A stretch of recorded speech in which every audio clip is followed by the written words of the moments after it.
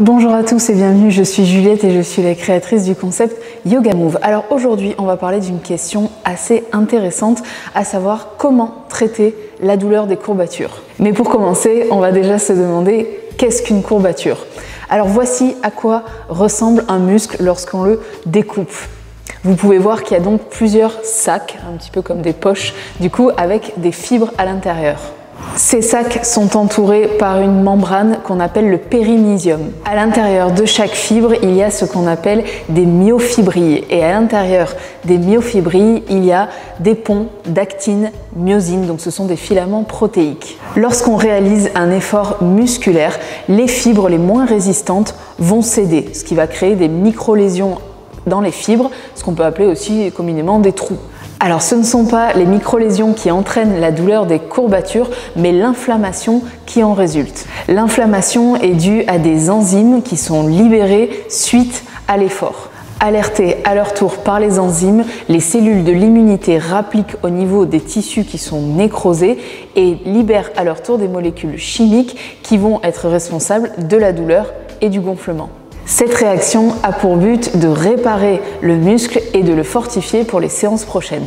Cette douleur apparaît environ 24 à 48 heures après un effort physique et peut aller jusqu'à 4-5 jours pour diminuer. Alors bon à savoir, même si la douleur des courbatures est tout à fait normale, si elle est très intense, c'est quand même le signe qu'on est allé trop loin au niveau de nos capacités ou alors qu'on s'est mal échauffé.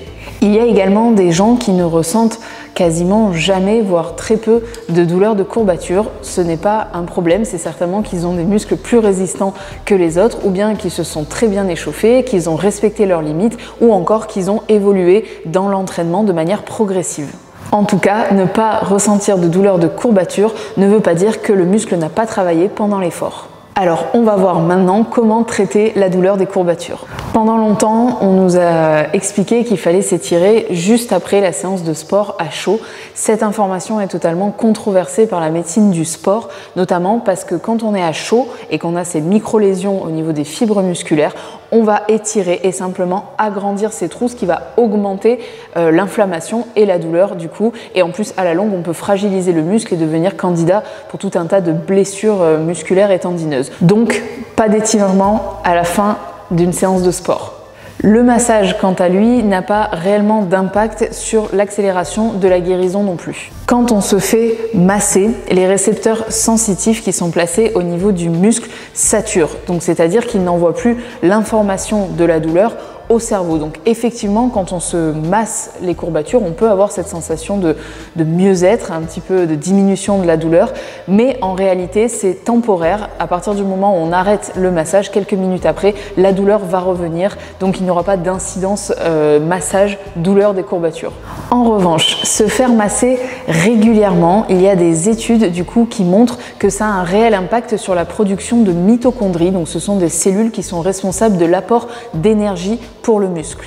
Les mitochondries permettent également d'avoir une meilleure cicatrisation des lésions après le sport. Donc le massage joue quand même un rôle dans la cicatrisation des douleurs liées aux courbatures. Donc en fait, se masser quand vous avez la courbature ne va pas forcément faire passer votre douleur sur le moment. Par contre, avoir des massages régulièrement permet à long terme de cicatriser plus rapidement.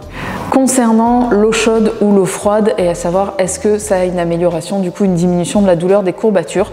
Alors concernant l'eau chaude, pas du tout, il n'y a aucune étude qui montre que l'eau chaude apporte un bienfait quelconque au niveau de la douleur des courbatures. Quant à l'eau froide, les études sont très controversées. Il y en a certaines qui disent que oui et certaines qui disent que non. Donc pour l'instant, dans la communauté scientifique, on ne sait pas. Par contre, les meilleurs résultats d'études ont été celles où on alterne le très chaud et d'un coup le très froid. Donc l'eau glacée et l'eau très chaude. Là, on voit du coup arriver des bienfaits à ce niveau-là. Ce processus amènerait des vasoconstrictions et des vasodilatations qui agissent comme une pompe sur le muscle et l'aident à se régénérer. Concernant les médicaments, donc les antidouleurs de type antalgique ou analgésique, il n'y a non plus aucun bienfait prouvé à ce jour sur la douleur des courbatures. Pire, ils réduisent la croissance musculaire et entravent le processus de récupération et de réparation des tissus. En gros, ils rendent tout simplement le muscle plus faible.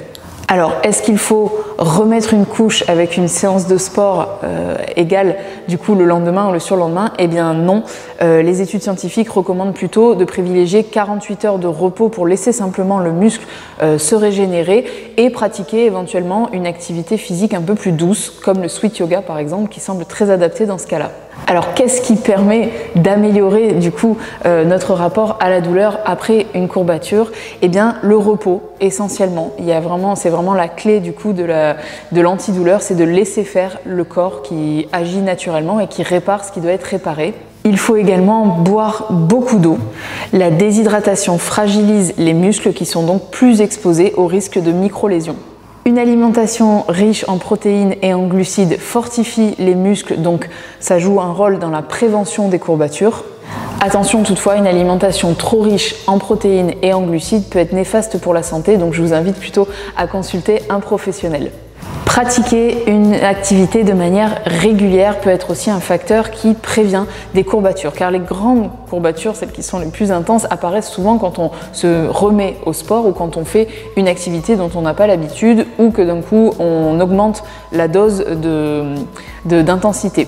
Donc du coup, pratiquer régulièrement et de manière progressive, donc vraiment laisser le temps au corps d'évoluer pas à pas et non pas chargé d'un coup, est un facteur anti-courbature. L'échauffement joue également un grand rôle dans la prévention contre les courbatures. Alors pour s'échauffer correctement, il s'agit ici de faire des petits mouvements répétés, par exemple une dizaine de fois, un mouvement qui est cohérent avec le sport bien entendu que vous pratiquez par la suite. Ces séries de mouvements ont pour but d'augmenter la température thermique, donc de préchauffer correctement le corps, mais également de stimuler le système cardiovasculaire, respiratoire et musculaire. L'échauffement allié à une bonne respiration a pour but également de préparer le corps en apportant une dose nécessaire d'oxygène qui va permettre aux muscles de les fortifier et de les assouplir. Voilà, j'espère que cette vidéo vous a plu et vous servira. N'hésitez pas à liker, commenter et partager si c'est le cas. Et vous pouvez également me suivre sur les réseaux, donc Facebook, Instagram, ou aller visiter mon site internet. Vous avez toutes les infos sur la barre de description en dessous de la vidéo. Et je vous souhaite une très bonne journée et je vous dis à bientôt sur Yoga Move.